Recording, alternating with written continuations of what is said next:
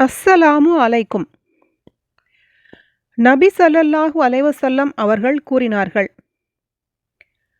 பிரேதம் பெட்டியில் வைக்கப்பட்டு அதை ஆண்கள் தம் தோள்களில் தூக்கிச் செல்லும்போது அந்த பிரேதம் நலரங்கள் புரிந்ததாக இருப்பின் என்னை விரைந்து கொண்டு செல்லுங்கள் என்று கூறும்.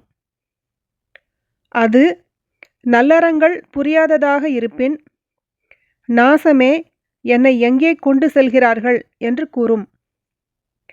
இவ்வாறு அது கூறும் சப்தத்தை மனிதனைத் தவிர அனைத்து பொருட்களும் செவியுறும். மனிதன் அதை செவியுற்றால் மூர்ச்சையாகி விடுவான். இதை அபு சயீத் அல் குத்ரி ரலியல்லாஹு அன்ஹு அவர்கள் அறிவிக்கிறார்கள். சஹீஹ் புகாரி 1316, அத்தியாயம் 23, ஜனாசாவின் சட்டங்கள்.